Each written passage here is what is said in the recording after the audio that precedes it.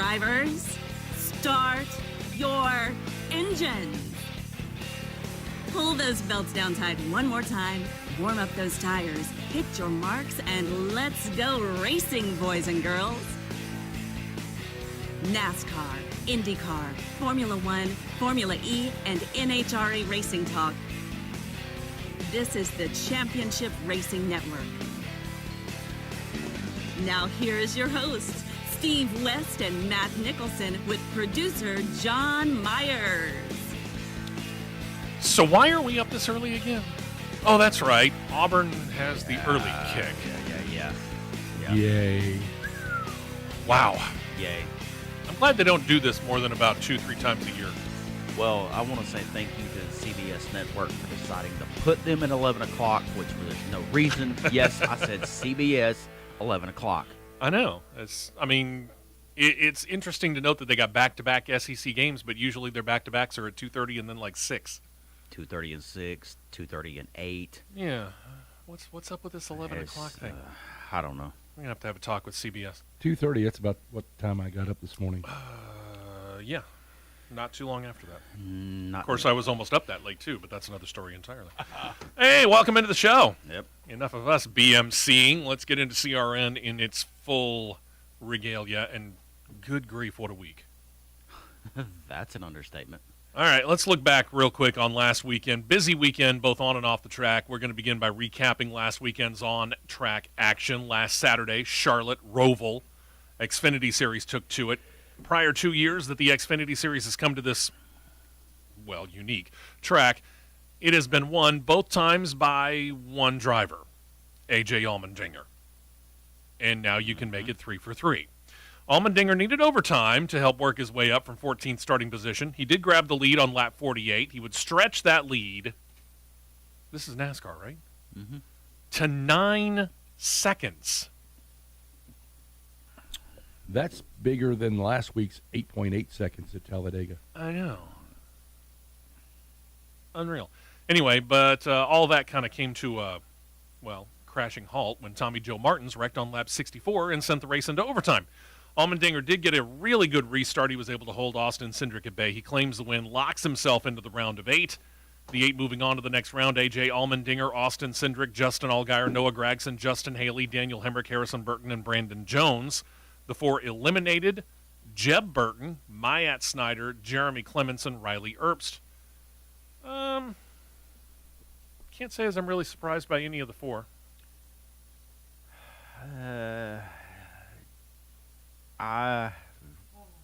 I really had Jeb Burton and Brandon Jones swapped. The other 3, I could see that. Other 3, yes, I had those 2 swapped. Yeah. Just wait when we do our recap on how bad or good our predictions were when it comes to the playoffs. Sunday morning was wet and dreary in Turkey, but Formula One ran it anyway. The rain was not heavy enough for the full wet tires. All the drivers were on the intermediate wet tires all day long, save for Valtteri Bottas' team, who tried one time to go slicks. Mm-hmm. They found out real fast that was a bad move. Mm-hmm. Lewis Hamilton, as we noted on the show last week, had claimed the pole, but he ended up starting 11th because of a 4th engine change. You can only get 3 during the year, so he did a 10-spot grid penalty for it. He was able to slice through the field up to 5th, but that's right about where he stalled out. Then there is the outgoing Mercedes driver, the one that we just mentioned, Valtteri Bottas. He has shown an affinity for racing in wet conditions. He inherited the pole once Hamilton got his grid spot penalty, and he bolted out to the lead on the start, led pretty much the entire race. After it was done, Bottas said, quote, "I have to say, probably one of the best races I've ever had," marking his 10th career Formula One win. Said it when the signing was announced. Alfa Romeo is getting a good one. Oh, yeah. The question is do they have the car that matches the driver's talent? We're about to find out in a hurry. Yeah. You're about to find out. We will. Max Verstappen ended up second. His Red Bull teammate Sergio Perez in third. Charles Leclerc fourth. Lewis Hamilton fifth. Pierre Gasly, Lando Norris, Carlos Sainz, Lance Stroll, and Esteban Ocon round out the top 10. With that second-place finish, Verstappen takes the points lead back. He's now on top 262.5 to Hamilton's 256.5. We'll get back to that when we get to Formula One news later.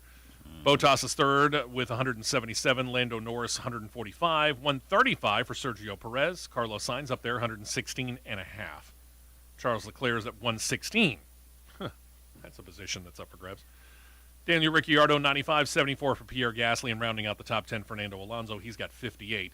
Mercedes, with the win in fifth place finishes, continues to hold the points lead, although it's closer now. 433.5 to Red Bull's 397.5. Then you got McLaren all by themselves. Well, I take that back. They're battling for Ferrari for third. They've got the lead right now, 240 to Ferrari's 232.5. Battle for fifth shows Alpine leading the way, 104 to 92 for AlphaTauri. Aston Martin's pretty much all by itself with 61. Williams pretty much all by itself with 23. Alfa Romeo holds 7, and they're not in any fear for Haas F1, who has none. None at all. Next up, Cup Series taken to the Roval, while Kyle Larson won on the road course for the third time this season. Most people were watching Chase Elliott and Kevin Harvick renew acquaintances. Pretty much. Earlier in the race, Harvick had gotten into the back of Elliott going through turn 8. The damage, well, it endangered the defending champion's chances of moving on to the next round. Well, that was right up until Harvick locked up his brakes on lap 99 and shot straight into the wall in turn 1 and ended his day and ended his own hopes of advancing in the playoffs. We'll get back to that. Larson, meanwhile, had to battle Tyler Reddick, Denny Hamlin, and for a while even his own teammate, William Byron, before he ended up pulling away for the win. Mm-hmm. Reddick comes home second. Great run for the young Tyler Reddick. Very, very, very solid run. Chris Buescher comes up there and finishes third. Very, very solid run for the 17 car, no doubt. Chris Buescher, underrated road course racer? It's not really that. It was just that race. He was right place, right time, all day. And the car was better than what most people would have expected. Yeah. Then Denny Hamlin. Matt DiBenedetto up there. I still can't fathom why he doesn't have a ride yet. Joey Logano, Christopher Bell, Ryan Blaney, Alex Bowman round out the top 10. The 8 moving on to the round of 8. Kyle Larson, Denny Hamlin, Martin Truex Jr., Ryan Blaney, Kyle Busch, Chase Elliott, Joey Logano, Brad Keselowski. The 4 that are out of the championship hunt after the Roval, Kevin Harvick, Christopher Bell, Kurt Busch, William Byron. I think the one that we can say we're surprised by, William Byron. Yeah, I'm quite surprised at that one. I would have thought that it would have been Brad Keselowski's swap with William Byron, but I would have thought so too. I was wrong. Yeah, it's just that was a bad round, round of 12 for William Byron. Yep. Bad all around. And then finally on track action, the finals of the NHRA Texas Fall Nationals got rolling in the Dallas-Fort Worth area. It was actually got underway right about the same time that the Cup Series got started. Mm-hmm. In Top Fuel Finals, Steve Torrence made it to take on Justin Ashley, and usually at that particular point in time, we consider Steve Torrence the winner. Get this. This pair left with the exact same reaction time. You don't see that every day. No, you don't. At the other end, not Torrence, but Ashley, who posted a 3.759 ET at 326.40 miles per hour, beats Torrence by a slim 5/1000ths of a second. That's crazy. Man, that's crazy. Dead even off the light, and only 5/1000ths of a second separated them at the other end. With that specific run, I would like to see the 100-foot times and the 400-foot times. They were going back and forth the entire time. Yeah. I can tell you that. That's crazy. Matt Hagan and Ron Capps paired off in the funny car finals. Capps got the better reaction time. He'd go on to claim the win. He ran a 3.930 second ET at 326.87 miles per hour. Pro Stock car finals, Chris McGahey took on Greg Anderson. McGahey a little bit overzealous. He red lighted, disqualified himself. Anderson rolled on to a 6.624 ET, 206.32 miles per hour. He gets the win. And in the Pro Stock motorcycle finals, Hector Arana Jr. paired up against Matt Smith. Unfortunately for Arana, he did the same thing as McGahey. He red lighted by a pretty good bit. I saw the time, like 0.102. That's a yeah. There's a part of me that wants to say maybe the clutch failed and launched him. Good possibility. But who knows? So he disqualifies. Then you got Smith with a good start. He rolls on to the win, 6.839 ET at 199.08 miles per hour. In the points, top 5 and top fuel. Steve Torrance is up 52 on Brittany Force. It's pretty much a two-horse race at this point in time because Justin Ashley, Mike Salinas, and Billy Torrance are all 121 or more points back. They're really going to have to battle to get back into this. Matt Hagan is up 33 points on Ron Capps and Funny Car. Cruz Pedregon, John Force, J.R. Todd are all in the top 5, but they're all more than 113 points back, so about to make that a two-horse race. Greg Anderson is trying to run away and hide in Pro Stock Car. He's 81 points over Erica Enders. And then you got to go all the way back to 183 back to find third place Dallas Glenn, who's ahead of Kyle Koretsky and Aaron Stanfield. Your tightest battle, Pro Stock Motorcycle, Matt Smith only 8 points up on Alabama's own Steve Johnson. Angel Sampay 53 back. Eddie Krawick and Scotty Polachek are both over 100 points behind. So this weekend, the schedule begins a little bit later on today. Xfinity Series running the Andes Frozen Custard 335. I've never had it. I'd like to try it if somebody would like to bring it. I've tried it. Yeah, and? Pretty decent.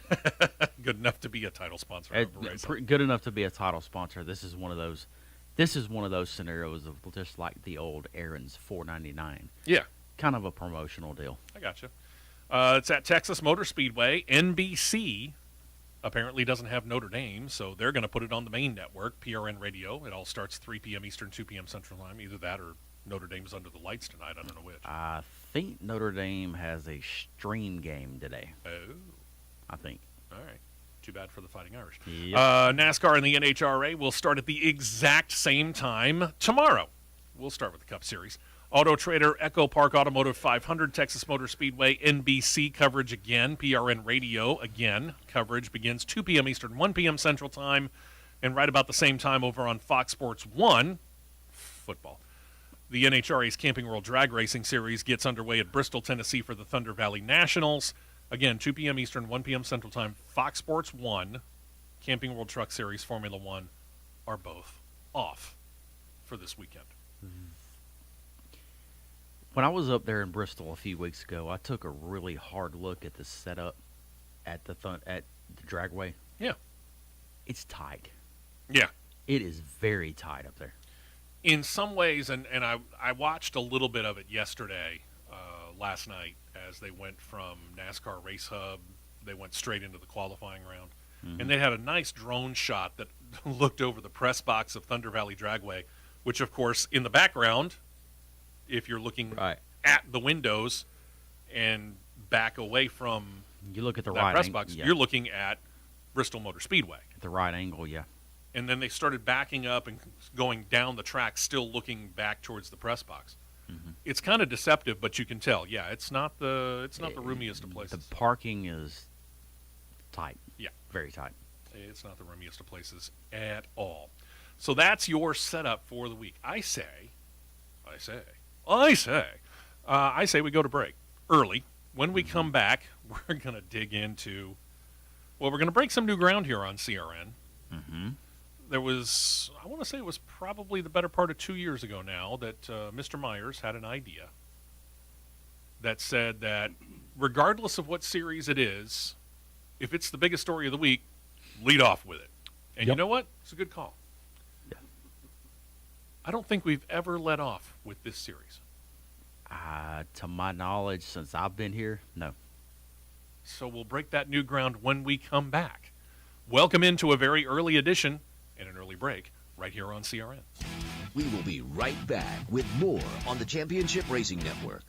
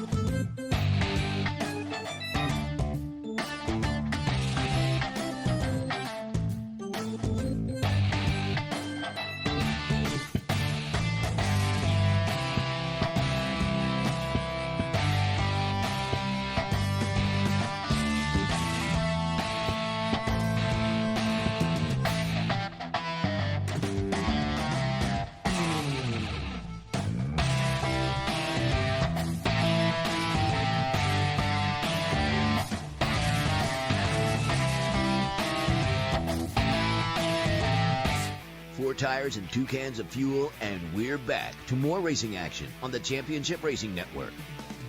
Hey, welcome back in. Before we get into the meat of the biggest story of the week in the racing world, I do want to talk about building a foundation. And when it comes to the foundation of your home, it is so important. Because if it is a bad foundation, that means that the house, for all intents and purposes, is falling apart. And if it's not your biggest purchase, it's one of the biggest purchases that you're ever going to make. You don't want it to fall apart because, well, it's where you live, you and your family. Make sure that everything's good with it. We've got the right person and we got the right company for it. It's Michael Hart and Ox Foundation Solutions. Give them a call, 205-362-6419. Set up an appointment for a no-cost, let's repeat that, it's free, no cost, no obligation written foundation assessment. He'll come out on the day and the time that you guys set up if you're anywhere in the state of Alabama, literally, from the Tennessee line all the way down to the Florida Gulf Coast and from Mississippi to Georgia.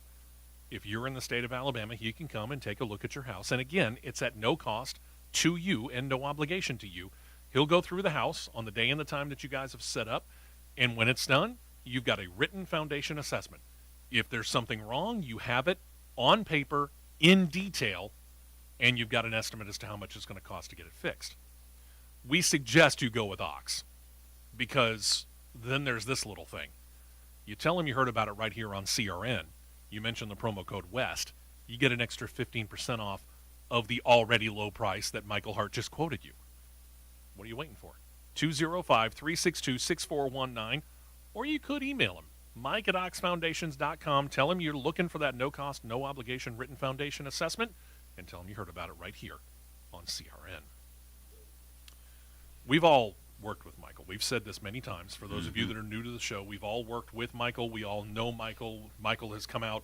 He has talked to me about 2 different houses now. Believe me, I trust him. You can too.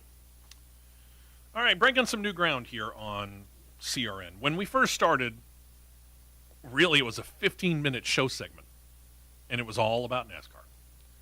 And then we slowly added some things as we got time.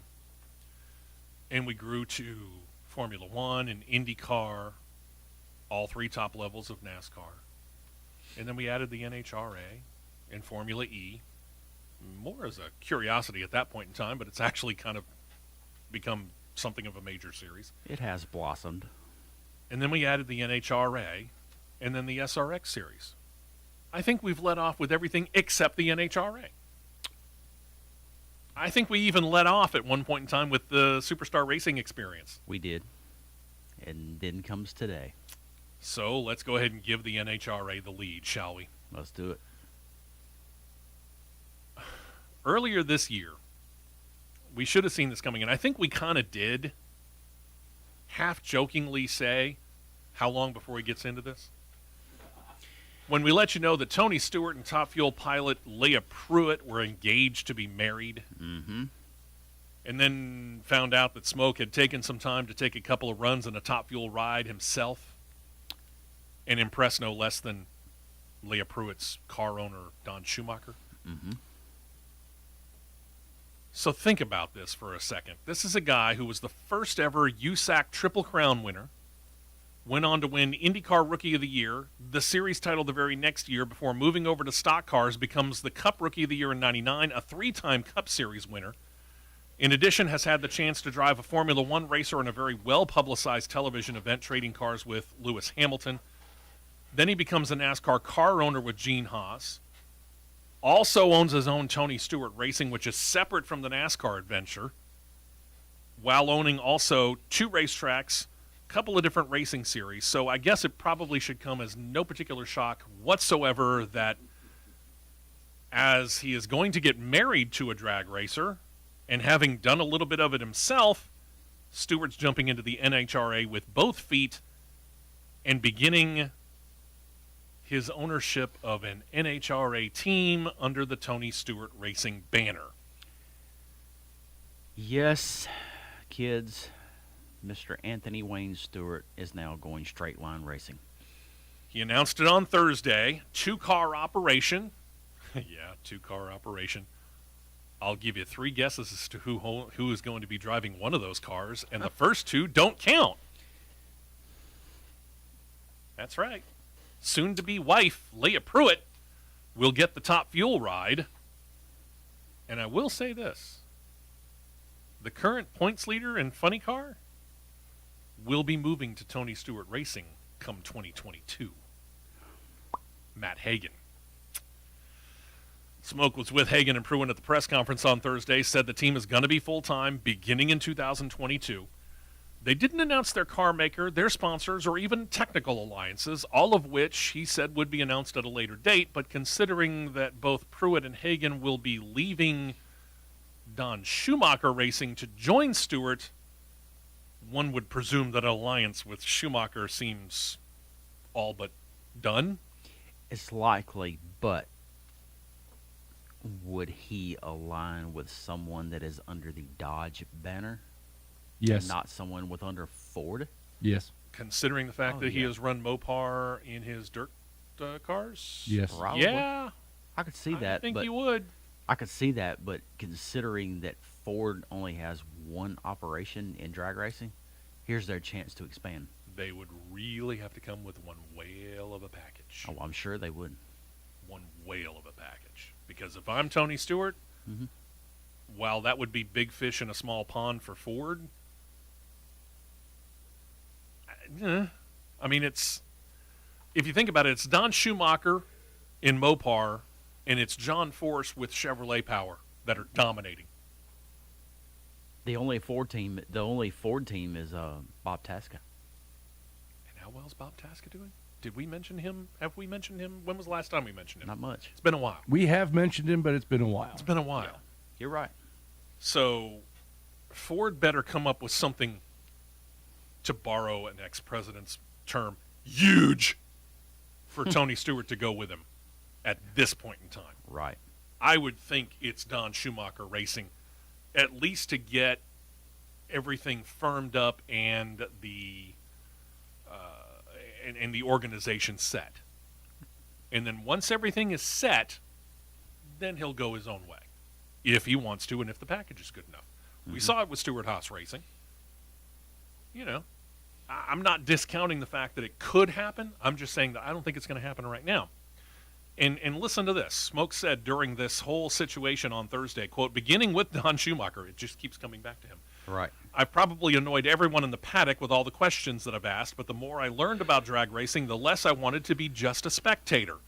I want to be an integral part of it, and I don't do things halfway. I go all in. But I'm smart enough to know that I don't need to be a rookie owner with a rookie driver, so I made sure to get 2 of the best NHRA drivers in Leah and Matt. Not that he's biased. I'm new to the NHRA, but I'm not new to motorsports. We have good infrastructure in place. We're used to building things from the ground up. It makes success that much more rewarding. This is a team, this isn't going to shock me at all if this team competes for wins out of the box in 2022. No, it won't shock me the least little bit. I mean, you've got two of arguably the top drag racers in the entire series. Funny Car and Top Fuel. And Tony Stewart's got the kind of pull that will allow him to get some of the best crew members, crew chiefs that are available. No doubt. In all of the NHRA. No doubt. He'll have that organization set, and it's going to look good. And with how everyone has the NHRA hub in Indianapolis, just like in the Indycar series. You think Tony's going to be bothered by the fact that his home is Columbus, Indiana? Yeah, so all he's got to do is he could throw a rock to his shot. Yeah. Not that he plays golf. He could hit a nice little driver and probably smack his new shop in Indianapolis. Yeah, probably so. Probably so. Now, I'm not big on social media. I've said this before. I'll say it again. I'm not big on social media. But I do follow Tony Stewart. I've been a fan of his ever since his rookie year in NASCAR. And I follow his I follow a couple of pages that are related to it. And I've seen more than one person complain about the fact that he's starting an NHRA team with what most people would say is a less than competitive NASCAR operation. Ladies and gentlemen, stop comparing apples and oranges. While Tony Stewart's name is on Stewart-Haas Racing, if you think that Tony Stewart, number one, is ignoring his NASCAR operation, you're wrong. Number two, if you think he's got all of the say in the world in his NASCAR operation, You're wrong. again, you're wrong. Gene Haas has a big say on it, and there's a reason why somebody like Greg Zipadelli is there as the director of competition. Really, it's Greg Zipadelli who's the guy that's got his head on the chopping block. Not that he's going to get fired. But it's Greg Zipadelli is making the calls. He is. Settle down. A lot of the Ford teams, especially Tony Stewart, they all had to go through rules changes. Team Penske had it a little bit better. They were able to adjust to it a little bit better than Stewart-Haas Racing was. Mm-hmm. It's just the way it goes. When we come back next year with the new Gen 7 stock car, I suspect things will be a little different. I'm gonna say things are a little bit different, or will be different, because based off the time charts that came from the roll test this week, yeah, we'll get back to that. yeah, We'll get back to it. Now, Leah Pruitt leaves Don Schumacher Racing. Matt Hagan leaves Don Schumacher Racing. It leaves a seat open in Top Fuel, and it leaves a seat open in Funny Car for Don Schumacher Racing. One of those was actually filled beforehand. The day before Stewart announced the formation of the new racing operation, with the aforementioned Leah Pruitt, Don Schumacher Racing announced that Tony Schumacher was coming back for Top Fuel action full-time in 2022. Now, when it started to leak out that Tony Stewart had called a press conference, NHRA related, early in the week, you and I talked about it immediately. Mm-hmm. And I presumed, although I didn't say to you at the time, that Leah Pruitt, because they're about to get married, was going to be the driver, if not one of the drivers. I have to admit, I wasn't sure how many cars he would have. If you didn't presume it before, the announcement of Tony Schumacher coming back on Wednesday, the day before Leah Pruitt is announced to Tony Stewart Racing, that pretty much all but cemented the fact that it was going to happen. yeah. Tony had stopped his full-time efforts after the 2018 season when the U.S. Army had pulled all their motorsports sponsorship. He has a part-time sponsor. He will get with Leah Pruitt's old crew chief, Todd Okahura. Additional sponsors will be announced soon. It will be a full-time ride. Basically, all it is take Leah Pruitt out, put Tony Schumacher in. Boom. They continue on.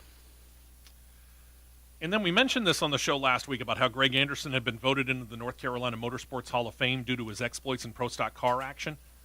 He came into last weekend tied to the all-time lead in wins in the division with 97. Well, during the race recap, we just noted it. He had bettered Chris McGahey. Of course, McGahey red-lighted, so that helped. He goes on to claim event win number 98. He breaks the tie that he was in with Warren Johnson. Interestingly enough, Greg Anderson once crew chiefed for Warren Johnson to help him along that way to 97. Now he's got 98. Congratulations, Greg Anderson. Again, a Hall of Famer, and now the all-time Funny Car wins leader. Mm-hmm. Or, I'm sorry, Pro Stock Car wins leader. Congratulations. Yep. Another quick note on NHRA that came out later yesterday afternoon. Yeah. Toyota is adding 2 cars to their stable. Are they now? They are. Along with being with Coletta Motorsports, DC Motorsports, Yeah. the newly formed AB Motorsports, which is Antron Brown, Right. Toyota is now adding Steve and Billy Torrance to their fray. That's big. Very solid. Big. Because both of them are in the top 5. We went down the points during the recap last segment. Mm-hmm. Steve Torrance leads the way. Billy Torrance is in the top 5 in Top Fuel. Yep. That's a nice move by Toyota. Yeah, so that means Toyota now has Steve and Billy Torrance, Antron Brown, Doug Coletta, Sean Langdon, Alexis DeJoria, and J.R. Todd. That's pretty solid manufacturer lineup you got right there. Stout driver lineup. Yeah. No doubt about it. Pretty solid. Tony, Leah, you better bring it. Just saying. It's on now. The heat. Big time. Yes, it is. And then there's one of Tony Stewart's other drivers. As we go into Cup Series news, back to the Roval, the continuation of the newest NASCAR feud. 2020 Cup Series champion Chase Elliott, 2014 Cup winner Kevin Harvick. We detailed what had started it back at Bristol, and now for the Roval, let's get you more details. We kind of alluded to it during the race recap. Lap number 55, Kevin Harvick got into the back of Chase Elliott, turned him got him real loose. Tail slapped the wall going through turn 7, resulting in significant back-end damage to Elliott's number 9 Chevy. But Elliott was able to continue in the race and ended up finishing 12th on the day. But he actually caused a caution on lap number 87 when he lost the rear bumper cover on the track while coming up from 37th starting place after all the body work had been done. That caution tightened the field. Payback? Possibly. Pretty much. When the green was shown, Elliott started to bear down on one Kevin Harvick. How is it that when feuds begin, those two drivers seem to attract each other like magnets? Good question. Because, let's see. Bristol's Bristol. Sure. Okay. It didn't, it's not going to happen at Talladega. Mm. It's not going to happen there. That's almost too obvious. It's too dead obvious. So you had it pegged that the next opportunity for this to reignite itself was here. Mm-hmm. And it did. Oh, yeah. And I'm going to say it like it is. Harvick calculated that. He calculated can't that. argue that. I can't argue And that. he timed it perfect and made it look so inconspicuous In some ways, yeah. that they're like, oh, he just got off the corner better. No, he timed that move. He popped Elliott pretty good. I mean, if it had been any other driver in either of those two positions, you might have been able to excuse it as a racing action. But it's Harvick and Elliott. It's kind of hard to excuse that as a racing action. And I'm a Kevin Harvick defender, don't get me wrong, but I'm sorry that was calculated. So anyway, as Elliott's bearing down on Harvick, he at the time actually was Harvick into the next round. He was sitting up 3 points on Brad Keselowski for that final round of 8 playoff slot. Some people wonder whether Kevin Harvick was watching the rearview mirror too much and realizing that it was Chase Elliott back there, not the least of which was Rick Hendrick. And as it turns out on lap number 99, as we mentioned, as he was going into turn 1, Harvick cooked his brakes, slammed the wall, ended his day and his playoff run. After NBC and PRN reporters, talked to both Harvick and Elliott after the race, neither would actually say whether things were settled between them. But Elliott's car owner, Rick Hendrick, did say of his team, quote, "I think they've handled it well." Of course they were upset. Everyone was upset when that happened on Sunday. It looked like Chase could be done and out of the playoffs. It was a lot of heated feelings. As for any feud between his driver and Harvick, Hendrick added, quote, "I hope it's over. We don't want to race that way. We just want to race. That's not our style. You just go out, and if a guy's better than you, he wins. Just do your job. If you get beat, you get beat. It never feels good to push somebody out of the way, a little rubbing or something, that's okay, but to just wreck somebody, that's not good." Chase Elliott probably actually had the best retort when he was asked about it after the race. When he simply said, "I hope those guys have great holidays and a fantastic Christmas." Merry off season and a happy Christmas. Because you're out of the playoffs, Kevin. Yes, sir. Is it over? No. Not even close. Of the 3 tracks that we're going to this coming round, Martinsville. I figured. I'm just going to go ahead and say it, Martinsville. And think about that one. That one's the last race before they cut down to 4. If Harvick does anything there, number one, he could be in a lot of trouble with NASCAR if he makes it way too obvious. And number 2, it could mean the end of trying to go back-to-back for Chase Elliott. And at this point in time right now, Kevin Harvick is a target of, shall we say, vitriol for a lot of NASCAR fans. because we know who the most popular driver on the NASCAR Cup Series circuit is right now. Yeah. It is Chase Elliott. Yeah. Hendrick wants it to be over. NASCAR says they've talked to both of them, but neither driver's really saying that things are done. And if neither driver is saying that things are done, pull those belts down a little tighter, boys and girls. Just saying.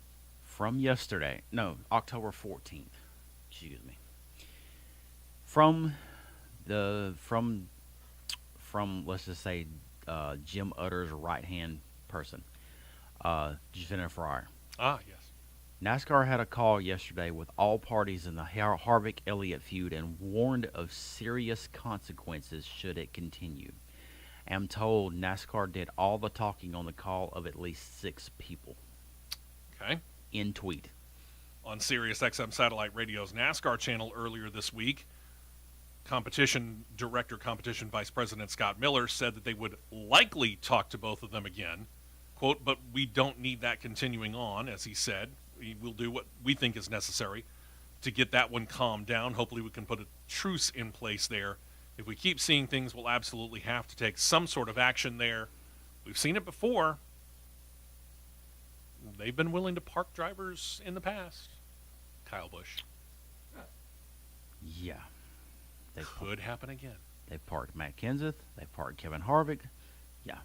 They'll do it without any hesitation. Yeah. When we come back at Talladega, Kevin Harvick was without his crew chief because of a lug nut infraction the week before. Another driver for this weekend is without their crew chief. We'll tell you who. And we'll get into some silly season news. We'll get back into that Tony Stewart thing, this time dealing with Stewart Haas Racing. This one might come as a bit of a surprise. I know it did to both Matt and myself. Details when we come back on CRN. Don't touch that dial. The Championship Racing Network will be right back.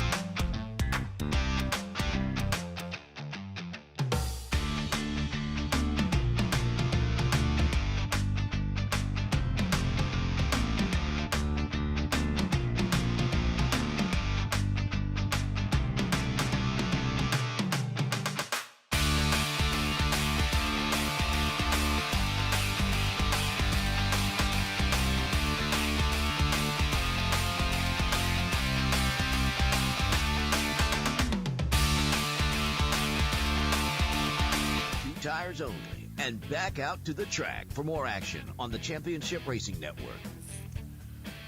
So at Talladega, Kevin Harvick didn't seem to be too affected by the fact that his crew chief was sitting out because of a lug nut infraction the week before. 2 of them were loose, at least. Kyle Busch now has to do the same. Kyle Busch will be without his crew chief for 1 race. Ben Bayshore will miss the Texas race, round 1 of this round of 8, because of 2 unsecured lug nuts on the 18 at the end of the Roval race. In addition, Bayshore will have to pay NASCAR $20,000 in fines. It's not really much of a problem. Kyle Busch comes into this weekend as the 5 seed, so pretty much already on the hot seat for the final championship race in Phoenix. Who's calling the shots for him? That will be race engineer Seth Shavaka.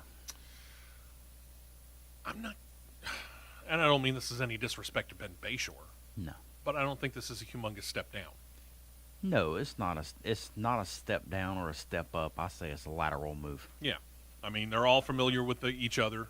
I mean, he's the race engineer, for crying out loud. All it is that he's stepping up to make those final calls. It's not like he hasn't heard and seen situations before at tracks like Texas. Right. I think they'll be just fine. Then we get into silly season news. We got quite a bit of it. The first bit of news was actually pretty big. We have talked about Rick Ware Racing on this show a lot. And I got to give Rick Ware a lot of credit. This is a guy who is fully vested in racing of many different kinds. NASCAR is not the least of them. But he's into sports cars. He's gotten into Indycar, things like that, which made us kind of wonder, because I might be wrong on this. Was his first ownership racing venture NASCAR? Yes, it was. It was through Camping World Truck Series and Xfinity. And it's never really been a very competitive operation. No, nah, for lack of a better term, not even close. So it kind of made me wonder why he was suddenly spreading himself out when really he wasn't competitive. But we saw what happened when he aligned himself with Dale Coyne Racing in IndyCar, and they had Romain Grosjean. They became a pretty competitive operation in IndyCar. They did. They did a very nice job this year. Yep. Honestly, we don't follow sports cars, IMSA, all that much. So I can't really speak to the performance aspect of Rick Ware Racing in sports cars. I wish him nothing but the best.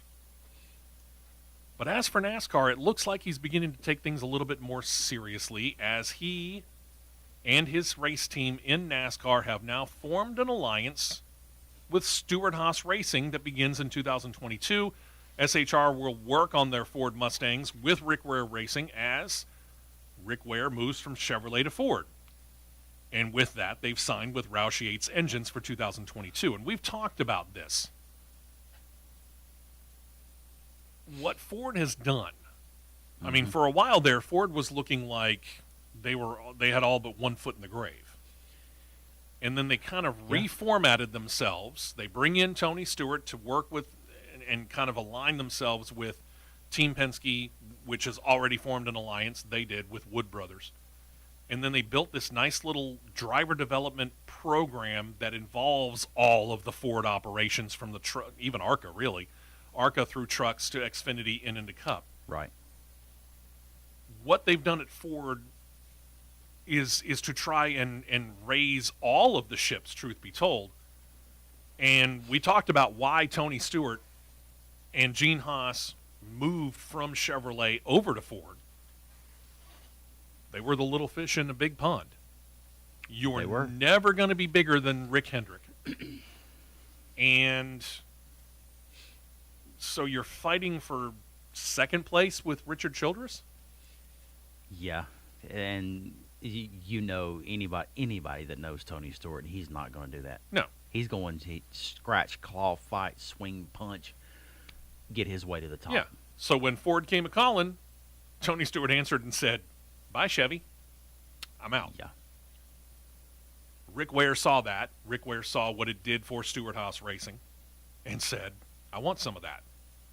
So he's aligned himself again with Tony Stewart and Stewart-Haas Racing. They will work on the Ford Mustangs together. Probably for the most part, Stewart-Haas Racing is going to...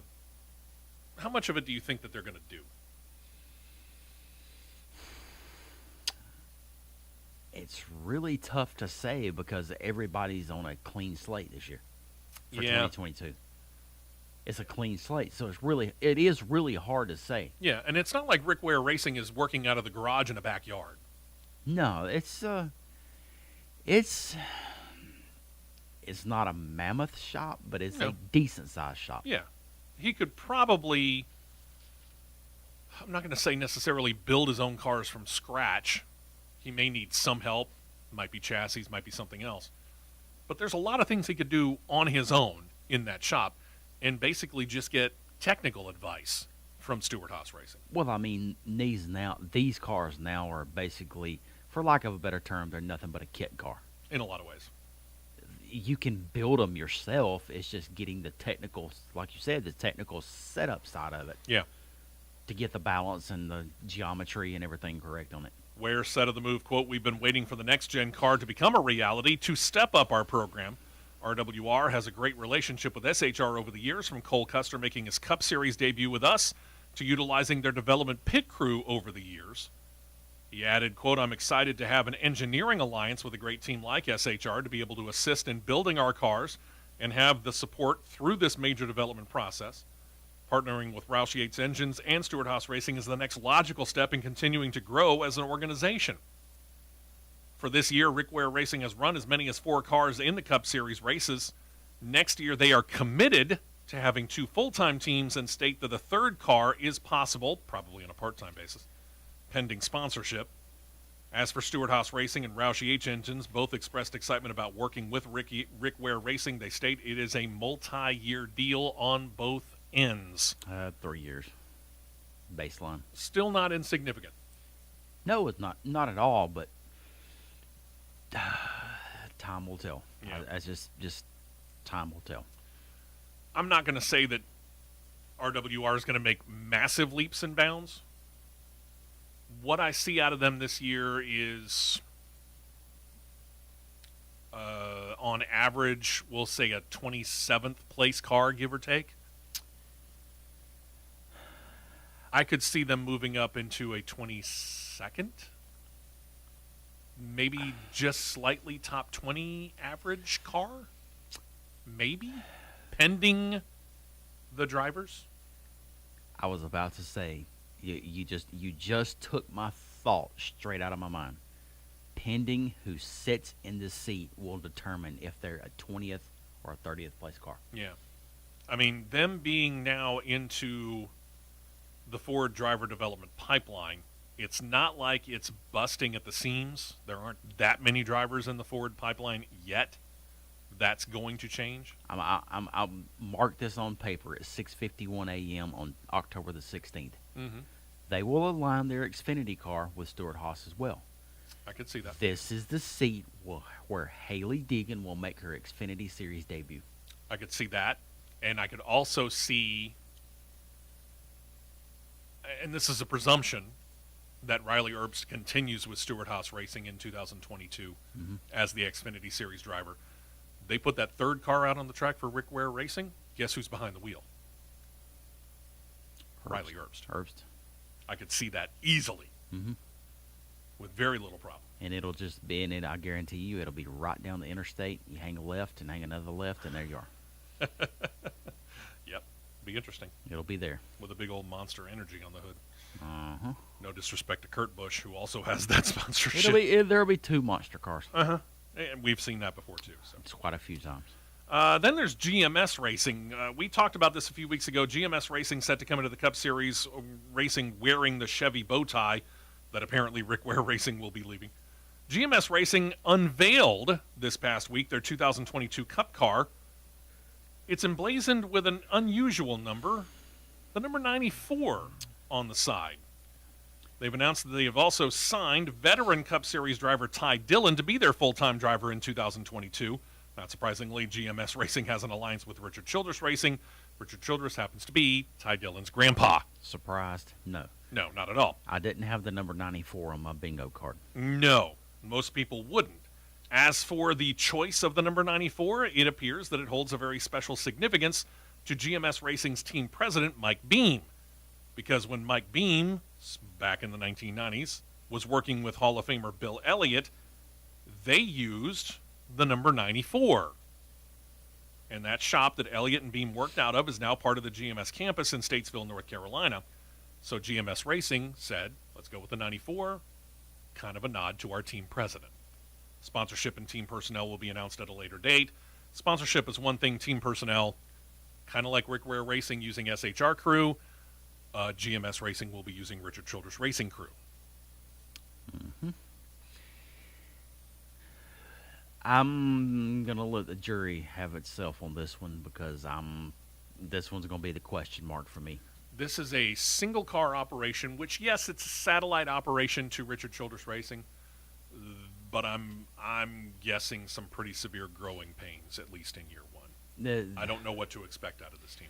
Probably pretty good at the super speedways. Ty Dillon's usually pretty good there. Past that, I can't guarantee anything. Well, this will basically be the de facto third RCR car. Agreed. Well, I'm going to say fourth. I don't know, maybe fifth, because Colleague's going to have 2 Cup cars. I'll say fifth RCR car, because with Trackhouse going up to 2 cars, basically getting all the Ganassi stuff, he's going to ally himself with Hendrick, which is just basically you can just drive down the road from where Trackhouse will be to Hendrick and just knock on the door and say, "Hey, can I borrow a cup of sugar?" Yeah. Kind of scenario. Or a couple of chassis. Right. And then there's this. I don't know what to expect out of this. I'd like to think bigger and better than what probably reality will show, but we shall see. Considering who they are allying themselves with. That's also true. Yeah. New Cup Series team, one that you and I likely have never heard of unless you happen to be one of the very few people in the United States of America that avidly follows NASCAR Europe. And yes, there is Euro NASCAR. Mm-hmm. Bobby Labonte's run it, for example. The company is called Team Hesburg. Again, you might be familiar with it if you follow Euro NASCAR. This one I'm not sure of. They've teamed up with Rayom Brothers Racing, who will build the cars and offer tech support for this Dutch-based organization. Dutch business owner Ernst Berg is working with racer Twan Hesmans to start the Cup Series effort. They're going to use Ford Mustangs with the number 27 on the side. It'll be driven by 2019 Whelen Euro Series champ Loris Hesmans.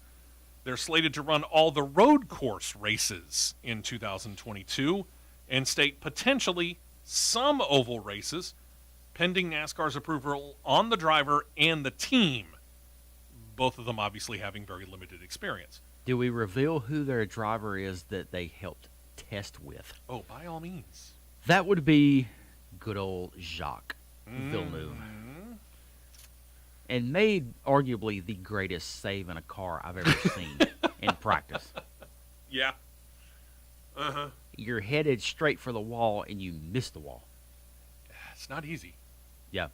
But to Mr. Berg and Mr. Heisman's, I want to see the money that they're throwing towards Josh Rayom and his team to do this. Mm-hmm. Because of all people that you ally with a truck series team that can't even break the top 25 on a weekly basis. Yeah. To build a Cup car. RBR's never run Cup to the best of my knowledge. They haven't even. They run Xfinity twice. It's a very weird choice of an alliance. This was what you could clearly defy as a head scratcher. Yeah.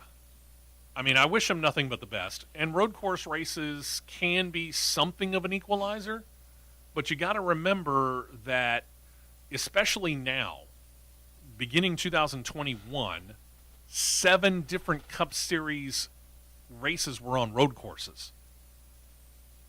And it was even before that. I mean, you got to go back, gosh, I don't even know, better part of a decade at least, since the road course ringer was actually a major factor in Cup Series road course races. At least. Because the drivers began in the late 2000s, before 2010, to really begin taking road course racing seriously. Mm-hmm. You know, Jeff Gordon kind of started it. Here comes Tony Stewart. They're both still, at least for now, the 2 drivers that hold the first and second most number of wins on road courses in Cup Series history. Again, you got to remember, they were only running 2 at that time. Right. But those 2 drivers took those 2 races then, Sonoma, Watkins, Glen, very seriously. I would say that it started with Ricky Rudd, went to Mark Martin, then to Jeff Gordon, then down to Tony Stewart, and then Clint Boyer started picking up on it. Yep. Kurt Busch started filtering in on it, and then it just blossomed there. It was like, all of a sudden it went from this small cadre of drivers who were good at road courses and wanted to get better. I mean, Tony Stewart was no slouch at a road course. Turn around and went to a driving school specifically to get better at it. Mm-hmm. While he's a Cup Series driver who's already won at least one championship by the time he did it. He took it that seriously. Other drivers saw how seriously Tony took it and decided, you know what, we ought to take it that serious as well, instead of just saying, well, here's a throwaway race. We'll just try and survive this and we'll move on to the rest of them. It really made a big difference. It ballooned out from there. And a lot of those NASCAR, the Euro NASCAR races, almost all of them, I think. I want to say that there's only one that is on an oval. Yes. So, as long as the cars are built right, no pressure, Rayon Brothers, this could be an interesting situation to watch come 2022. Because, again, we're going to have about 7 or so road course races on the slate for the Cup Series next year. And, again, Team Heseberg says they're going to run all of them. We shall find out. We also are going to find out what happens in hour number 2. I will tell you this. We've got a little bit more information when it comes to silly season because there's charters that are up for grabs, things like that. And then they did a test on the Roval. It's a tire test, as they called it, for the Gen 7 stock car. We've got the results when we come back. Hour 1 in the books, hour 2 next, right here on CRN. Stay right here for more on the Championship Racing Network.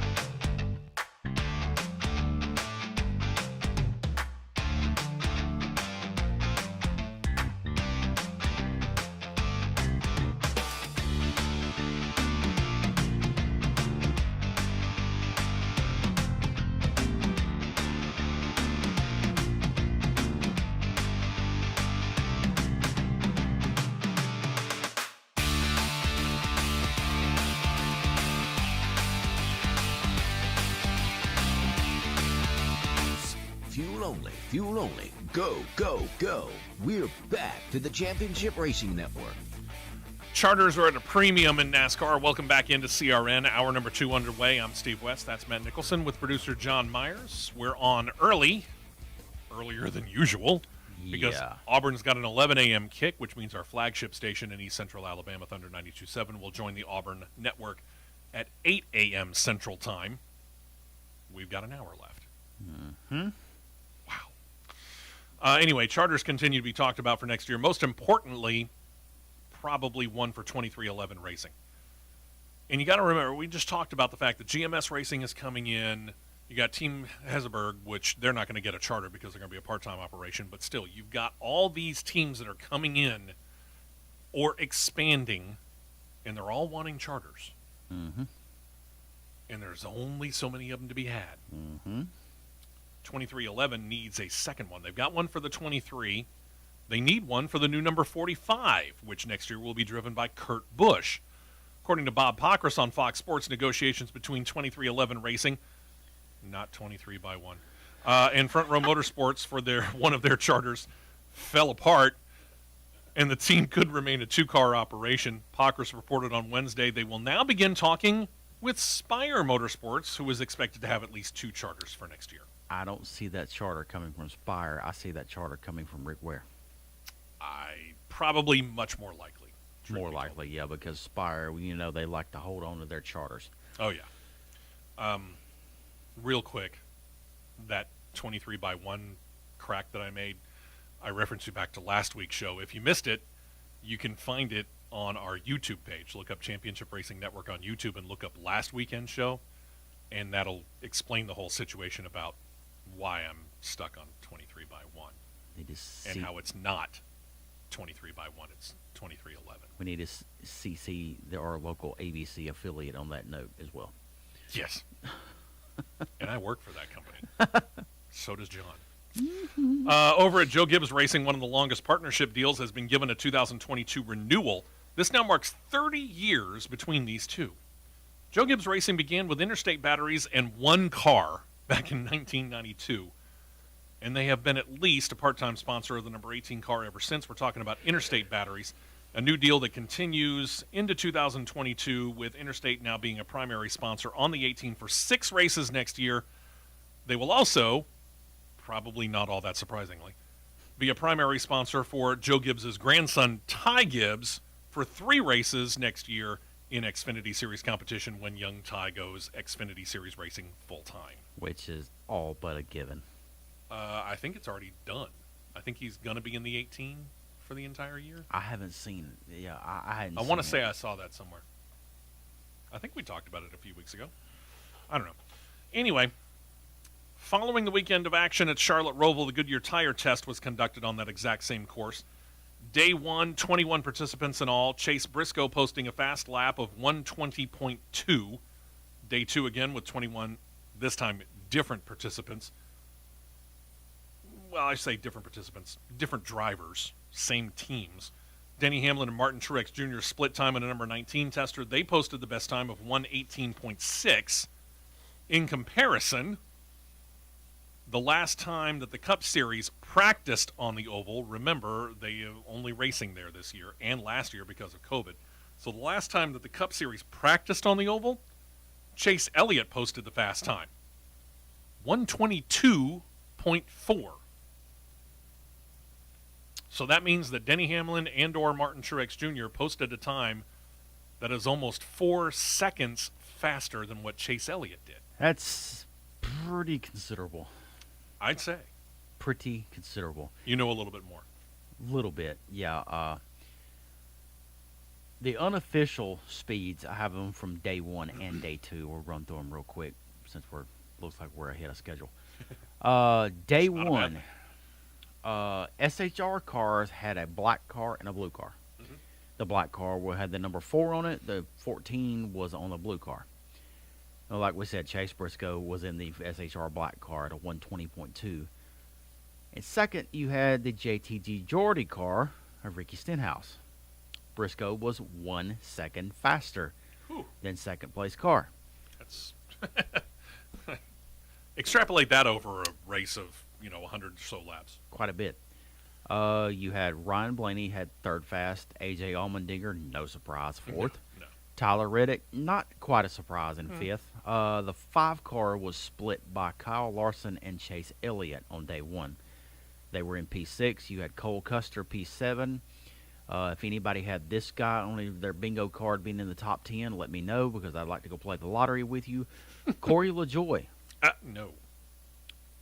You had Austin Cindric testing the 21 car for Wood Brothers. Yeah, because he's going to be in that car next year. Yep. You had Joey Logano rounding out the top 10 on day 1. I will say this. Spire Motorsports with Corey LaJoy has impressed me this year. They've woken up. They have impressed me this year. They have woken up. I don't think I would have predicted them 7th fastest on a speed chart in a Goodyear tire test at the Roval, though. All right. Yeah, again, and another one. If anybody had this team on the actually no, they tied the 21 car down to the 10th, but it was broken down actually to probably the 1,000th. If anybody had in 11th had Rick Ware car, Driven by Joey Hand.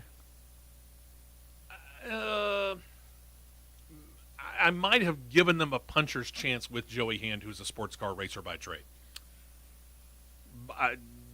Not that high. If anybody had that, please let me know. Yeah. We had Eric Jones sitting P12 on day one. They're still in a situation where Richard Petty Motorsports needs to step it up. Yep. We have the Team Hesburgh car in 13th, which is, I would say, respectable. That's respectable for pretty much their first time out. And a Rayon Brothers built car at that. If anybody had Starcom in 14th, No. call me. No. With Kaz Gralla testing the car. No disrespect to Kaz Gralla, but no.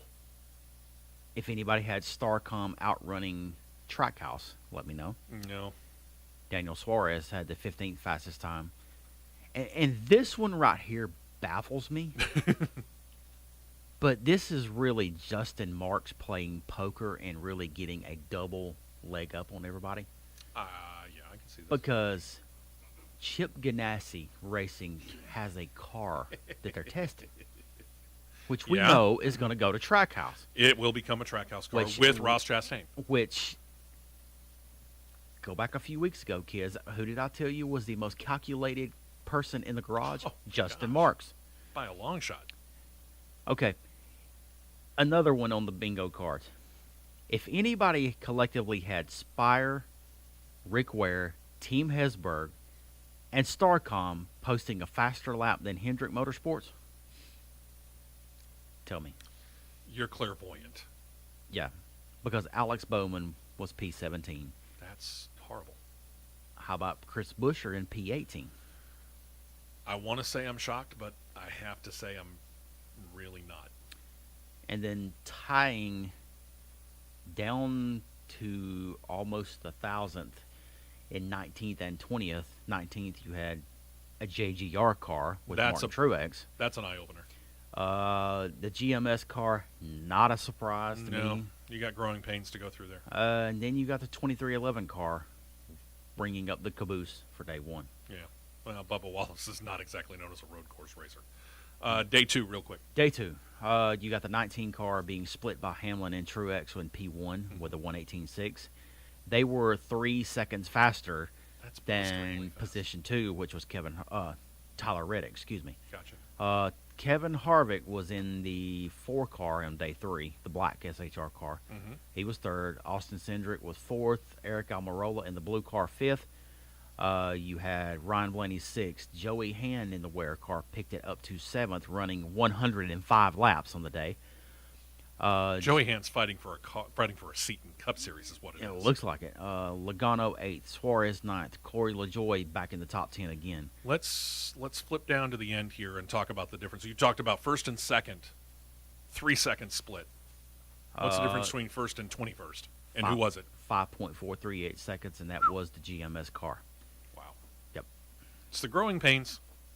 You're going to have them, especially if you're a single car operation. That you are. That's what GMS racing is. Yep. The drivers were overall complimentary of this latest test of the car, but continue to report problems with things like steering vibrations. NASCAR officials report that those steering vibrations were not across the board and may be attributed to something pretty simple like set screws coming loose. Yep. So I know how that goes. Yeah, they said they're working on a long-term fix for that. There is none. Also concerns, and this is something that's multiple test sessions going now, the heat buildup in the inside of the car. NASCAR continues to add and move vents to improve ventilation inside the cockpit. A couple of drivers spun their rides, harmlessly hitting nothing, while one, Chris Buescher, scraped the wall, but was able to continue testing his ride. So let's start with the set screws here, something that you've had some experience with. It's the set screws. That's a common attribution to the rack and pinion steering system. Gotcha. Because the set screws, that's what you use to lock the steering arm onto the steering box, or the rack and pinion box. And those set screws are a proverbial booger to keep set, because I had to keep mine set with red Loctite. I was going to say, couldn't you use Loctite on them? You have no choice, but you have to be super, super careful, because the steering boxes that I ran with the rack and pinion steering system, you have a finer than fine thread screw. So easy to cross thread. Very easy to cross thread. Very easy to cross thread. But you say there's no solution. I mean, is it something where they may almost have to rework the entire system? They may have to find a way to go to a coarse threaded nut, a coarse threaded screw, lock screw. Okay. All right. Or unless they develop an arm that comes out of the rack and pinion box to where the set screw goes all the way through So effectively, the gear. you could bolt it So instead of just screw it in there? effectively, instead of having to Loctite it, you could lock nut it. Okay. Why don't we design that, Matt? I could. Well, Matt considers that. Let's consider this.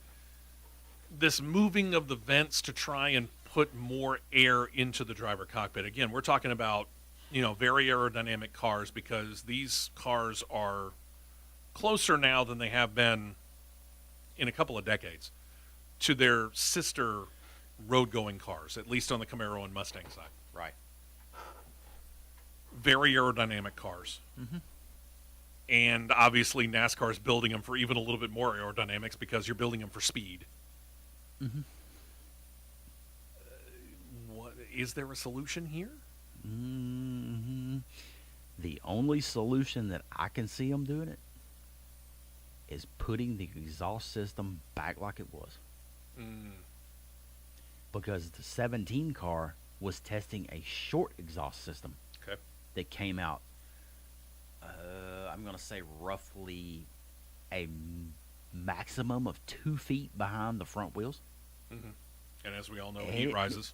It made it a lot throatier, sounding a lot deeper. Yeah, but I don't think that's going to fix the problem. Yeah. Because the heat's coming out still into the same position. Right.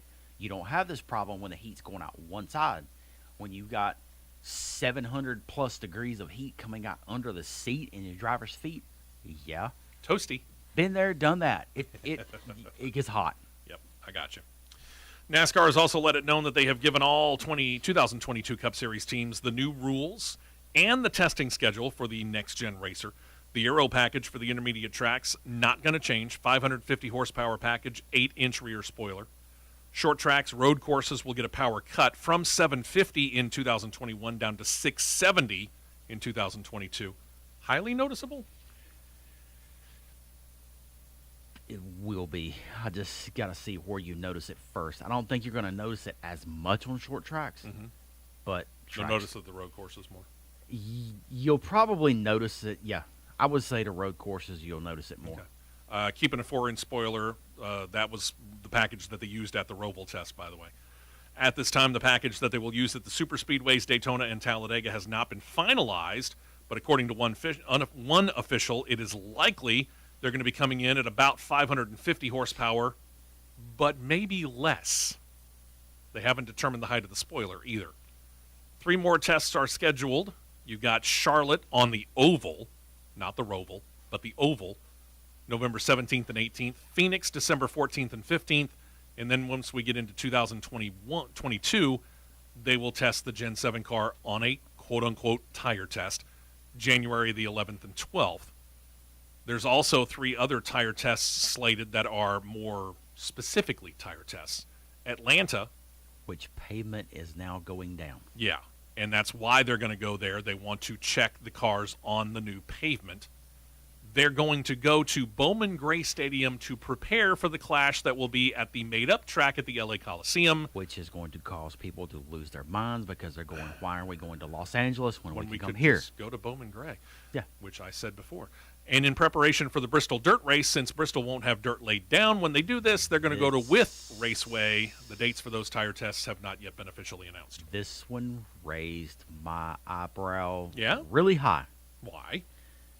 Because one, With Raceway does not have the same dirt compound as they run at Bristol. Granted, the racetrack has, and to this individual that tried to argue with me via Twitter, I hope you're listening. I did not say that With Raceway was identical to Bristol. I said With Raceway has characteristics of Bristol. Like? The straightaways are longer, but your corners are similar in diameter and banking. Okay. The only thing that puzzles me is why they're going to a track with a different dirt compound. Probably because they're just looking at the banking aspect. You of can. it. That's a guess. I think With Raceway is 22. Bristol is 28. Yeah. You could probably get a better tire read, compound read, by just going right down the road to the Charlotte dirt track. But the individual that will be testing the next gen car on dirt, if I say his name, if I see his name on the entry list for Bristol, he's my automatic favorite. And that would be? Stuart Friesen. There you go. Then there's this. While the next-gen car debuts next year, there is a new engine package that NASCAR's working on that will not be ready for on-track action until the 2024 season. In talking about it, NASCAR President Steve Phelps went to the CAA World Congress of Sports earlier this week. He said that they are still finalizing things like the 2022 schedule, then added that the new engine, when it debuts, likely will have some hybrid elements. As to what form that might take, like an Indycar push to pass, or maybe a Formula One like DRS, we don't know. He didn't get into details. Why would he say that they're filing the 2022 schedules when they're already released? I don't know. That's confusing. That's what he said. As for the schedule, Phelps said that NASCAR will continue to open up new markets for the series at all levels. That could even include taking away races from NASCAR-owned tracks. Talladega is one of them. If the series officials believe that stock car racing is best served by moving a race or two from an established track to a new one. Now, I don't see anything leaving either Daytona or Talladega. Or Bristol. Or Bristol. But, of course, they don't own Bristol. True. I could see there are other tracks, and we could go long-winded into this situation. Yeah. As to some of the tracks that we think might lose a race here or there. Kansas comes to mind. There's two that come to mind with me. Go for it. That I could see them taking a race from. Kansas being one of them. Martinsville being the other. Sadly, I see where you're going. When we come back, we'll flip from the Cup Series down to the Xfinity Series as we continue to roll on right here on CRN. We will be right back with more on the Championship Racing Network.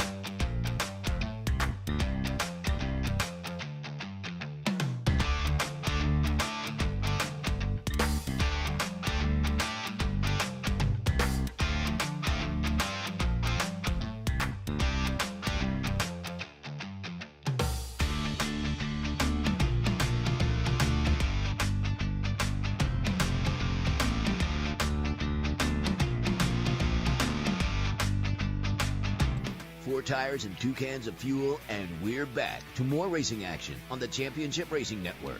We take you back a little bit more than an hour as we return here on CRN. I'm Steve West, Matt Nicholson with John Myers as well on this Saturday morning where if you are in Alabama, it's about to turn to fall. All of a sudden, got a front moving through right now. And as we started the show, got out of the car, my thermometer on my car, which is not scientific by any stretch of the imagination, but there it is, said 68 degrees. That might be the high temperature for the day. True. Just letting you know. So be prepared. Fall's here. We made it. Thank God. As we noted in the race recap, though, about an hour ago, a little more than, A.J. Allmendinger won the Xfinity Series race at the Roval last Saturday and set some personal and some series milestones in the process. With his win, Allmendinger, as we noted, has won now all 3 races that the series has run at the Charlotte Roval. It's not insignificant. Clinched his spot in the next round of the playoffs and marks his 5th win this season, 10th win of his Xfinity Series career. The thing about it is it also marks his 6th road course win in the Xfinity Series, and that now makes him the Xfinity Series all-time leader in road course wins. 6 breaks the tie with Austin Cindric, and Cindric won't get the chance to retie those standings this season as he will move up to the Cup Series in 2022. So if he is to get any further road course wins in the Xfinity Series, he will have to do it as a moonlighter. Mm-hmm. That he will. And I think he will. I was about to say, knowing his proclivity and his ability on road courses, I would think that Team Penske would be more than happy to put him in a road course car as a moonlighter on more than one occasion next year. Last Saturday, the series was readying to race at the Roval. Richard Childress Racing unveiled the car and the sponsor for driver Sheldon Creed, who we announced a couple of weeks before, set to move up from trucks to Xfinity full-time in 22. Creed is set to drive the number 2 Chevrolet Camaro with longtime NASCAR partner Whelen as his sponsor. And in an unusual move for today's sponsor, Whelen will be on the car the entirety of the 2022 season. Which is not a bad thing. No, not at all. It's a good thing. It's just unusual in this day and age. Mm-hmm. Then there's BJ McLeod Racing. They have announced they have tabbed one Stephen Parsons to drive one of his Xfinity Series cars full-time in 2022. Parsons kind of worked his way up to getting this full-time ride in a much more difficult way than some might think, especially when you consider he is the son of Phil and nephew of the late Benny Parsons. Stephen's been around racing his entire life. He went to college at the University of North Carolina and then accepted part-time jobs with McLeod as a mechanic, convincing him to give him an occasional start. And in 2019, he got 6 starts, finished 23rd or better in each race for BJ McLeod that year. 2020, he would latch on with odd jobs at places like Rick Rare Racing and Tommy Baldwin Racing, helping prepare their racers and spot for them, but he actually didn't race for them. This year, he came back to BJ McLeod. He's got 10 starts this season so far, best finish of 13th at Daytona in the season opener. Most of those were front-loaded to the beginning of the year. Because of that, he began looking ahead to 2022, started working on sponsorships, and saw the bigger picture, which was to be full-time. With a company called Sokol Digital, which is run by a good friend of the Parsons family, he now has sponsorship and says he is ready for a full-time challenge. That's doing it the hard way. Yeah. There's no other way you can say it. And I will say this. Hats off to him for doing it. I mean, Absolutely. that is not giving up on your dream and selling out, basically, to make sure that you get it. Yeah. I mean, you selling your soul to get what you want and go for what you've always wanted to do. Bravo, buddy. Yeah. Hope you have Knock it out. a better car than what's been put on the track in the past. Yeah. Hopefully so. Yeah. And then this comes as a little bit of a surprise, considering the fact that he made the playoffs, actually had a win. But Jeb Burton, who is a driver who I am going to consistently say is an underrated driver, Extremely. will not be back with Cowlick Racing in 2022. Which I find really disturbing, but I do too. I think it's the fact that Matt Cowlick isn't going to find a way to bring him back, I think is a mistake. But anyway, Burton told FrontStretch.com on Monday, quote, "I will not be in the 10 car next year. I don't see a path there for that to happen. There's other people who have the funding. His 2021 sponsor, Nutrient Ag Solutions, announced that they're ending their sponsorship of Cowlick Racing after the season ends, and that leaves Burton without any backing. Burton added that while nothing is imminent for 2022 right now, he is working on his options and said this, quote, "I've got some opportunities. There's some Cup opportunities as well, but there's some Xfinity Series opportunities. I'm just trying to figure out what's best for me and all my partners, and that's where I'm at." We'll find out. Jeb, don't commit career suicide again. You put your career on life support and nearly killed your career by going to Cup with a lackluster team. Mm-hmm. Get something good. If it were me, if I'm Jeb Burton and I've got some sponsors with me, I'm calling up Matt Cowlick right now and I'm saying, hey, listen, what can we do? Well, this is the part that's confusing me to no avail. You bring Daniel Hemrick in. Daniel Hemrick has a built-in sponsor with him in Poppy Sure. Bank. I got that. I guarantee you Poppy Bank is following him to college. Sure. Why don't you move Jeb Burton to your 11 car, drive your flagship car that you have with your flagship business on a full-time sponsor in leaf filter, gutter protection, and leaf home systems. Mm-hmm. Yes, I just gave you that promotion, Matt Colick. Send us a check anytime you want. Move Jeb to the 11 car, put Hemrick in the 10 with his sponsorship. You leave Allmendinger in the Problem 16 solved. and you're good. Leave Allmendinger in the 16 with Hyper Ice and the other 87,000 sponsors that he's put in Victory Lane this year on their very first race. And then you got Haley going to your 16 car, but something is telling me that he's going to move Leaf Filter up to the 16 car full time with Haley. Probably. Which has probably got why Poppy Bank is going to come with Hemrick to the 11, leaving the 10 car voided. Who's the one that's got the sponsorship that's coming to bring funding to colleague? Good question. Yeah. I've got a feeling it's probably going to be Myatt Snyder. I could see that. But again, sadly, leaves Jeb Burton without a ride. Which is crazy. Camping World Truck Series news. McAnally Hilgeman Racing, running Toyota Tundras this year in the Camping World Truck Series, has announced previously that they're going to have driver Colby Howard in 2022. They revealed this week that they were switching from Toyotas to Chevy Silverados for 2022 and have formed an alliance with GMS Racing. This is a blow to Toyota. It is a blow to Toyota, but it is a return to Chevrolet for Bill McAnally, going back to his regional racing days back in 1990. Through the alliance, McAnally Hilgeman Racing will operate out of a building on the GMS Racing campus. They will move there this offseason. As for part of the deal, Bill McAnally's Racing Arca Menards Series team will also switch to Chevrolets for 2022. Reports are they want to be a two-truck team. They're working with Derek Kraus on a deal to continue. As for the other driver, not yet known. Over to Kyle Busch Motorsports, they have announced that title contender for 2021, John Hunter Nemechek, will come back for a second season with the team in 2022. With 2 races left this year, Martinsville, which will be the cutoff race for 4 drivers who will no longer be in contention for a title, and then Phoenix, where the title will be settled. John Hunter Nemechek has the lead in the series with 5 wins. He's got 12 top 5s, leads several other categories as well, including owning the regular season title. He's 36 points above the cutoff line, again, heading into their final 2 races of the season in Martinsville. He's in a pretty good position, 36 points above the cutoff line, but that's still technically no guarantee that he moves on to the next round. True. Very, very true. And then there's this. Bless you. There is something out there called Team Onion.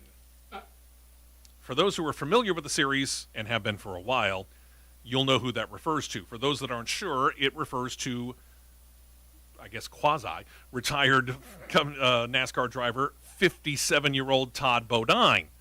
Thing is, Bodine hasn't raced in NASCAR since the 2018 season and hasn't raced in the Truck Series since 2013. Mm-hmm. But all of this started to come about because Bodine happens to be just this short of a top-level NASCAR milestone. So upon hearing about it, social media got into gear and began a campaign to get Bodine to 800 career starts. 800 career starts is something that only 27 other drivers in NASCAR history have done to date. A fairly elusive club indeed. Well, guess who came to the rescue? Good old Marcus. Camping World CEO Marcus Lemonis got wind of the campaign and has said, I'll help. With the help of the Good Sam brand, they are sponsoring Bodine for those 6 races, the final one being at Pocono in 2022. Details of the truck, however, other than being branded by Good Sam, not really known. So you got a sponsor and a driver in search of a truck. Huh. I know of a few. What's the most likely landing spot for this 6 race deal? He'll be with a Toyota truck because he's how do I word this? He's got a really good relationship with Toyota. Mm-hmm. He won his championship with Toyota, Mm-hmm. so I'm pretty sure it'll be with a Toyota. Thorsport? That's who I could see. Gotcha. Let's flip over to IndyCar, go open wheel racing here. We have known for a few weeks now that Meyer Shank Racing and driver Jack Harvey were parting ways after the 2021 season, but both sides held off on any speculation because, well, it's speculation as to where he might go. Turns out he has landed at Rahal Letterman Landing and Racing, where he will take over the new number 45 with sponsorship from the Midwestern brand Hy-Vee Supermarkets. We noted a couple of weeks ago that Meyer Shank Racing has already replaced Harvey. They signed, kind of a coup, Simon Pagenaud. Meyer Shank Racing has decided to become full-time in the series for 2022. They ran one car, Harvey's, full-time, and Elio Castroneves was running a part-time schedule. Actually won his 4th Indy 500 in the process. The plan was to continue into their 6th season in IndyCar competition, with Harvey and Castroneves running the entire 2022 schedule. And then Harvey announced he was going to be leaving. He chose to go to Rahal.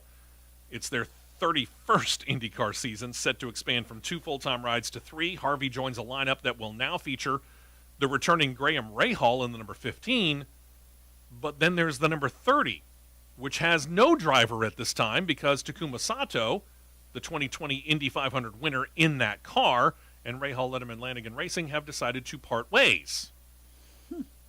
So we had 2 cars set up. We expand to 3 cars. We still only have 2 cars fully set up. Seems an odd way of going about things. Yeah.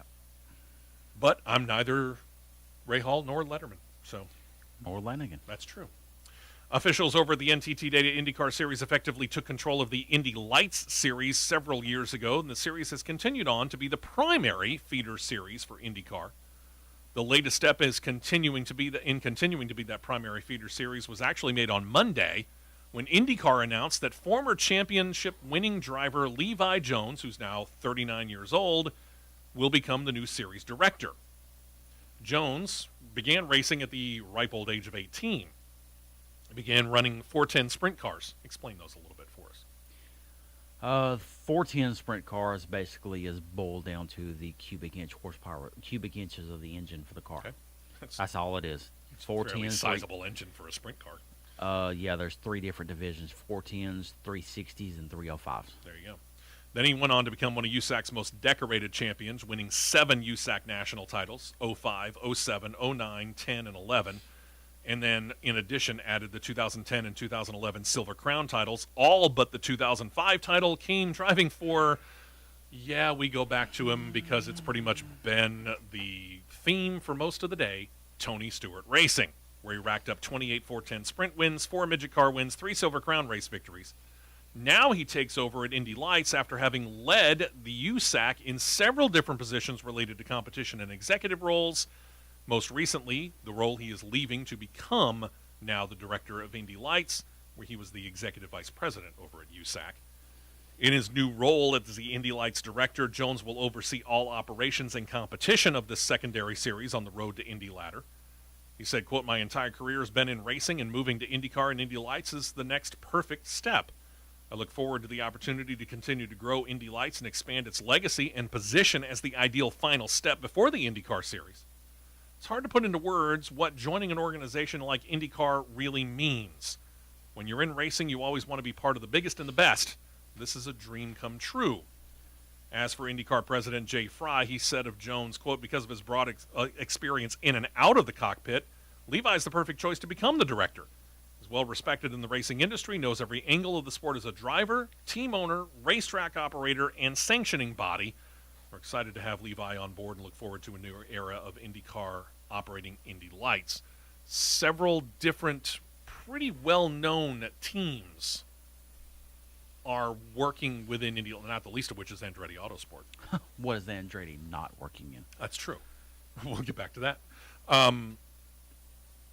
But what can Levi Jones do? Because truth be told, and this is no disrespect to the Indy Lights division, but even when IndyCar took over Indy Lights, they really didn't do a whole lot initially Yeah. to kind of publicize the Indy Lights division. It's not like NASCAR with IndyCar. Heck, I think we've talked more about Formula 2 on this show than we've talked about Indy Lights. Yeah, it's tough to say. Yeah. It's real tough to say. I think Levi's in a good position. He's in an enviable position because, quite frankly, I could see a lot of growth here. Mm-hmm. In some ways, I'd say that there's really nowhere to go for Levi and Indy Lights but up. But at the same point in time, he's got his work cut out for him. Without a doubt. He's got his work cut out for him. We hope your work is not cut out for you when it comes to your house. And what I'm talking about is your foundation.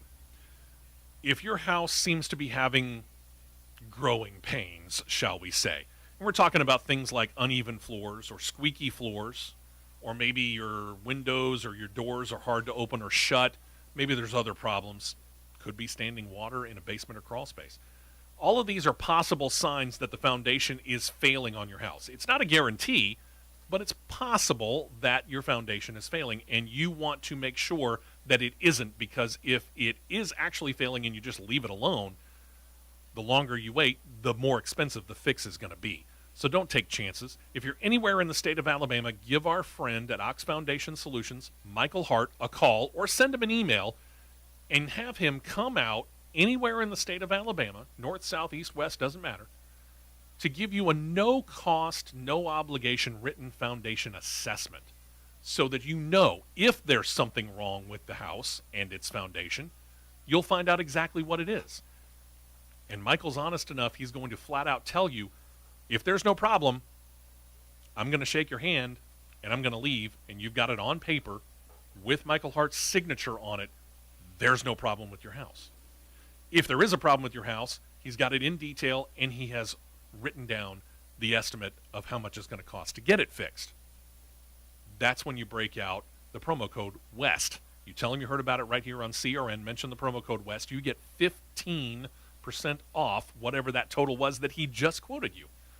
Set up the appointment now, 205-362-6419 or Mike at oxfoundations.com.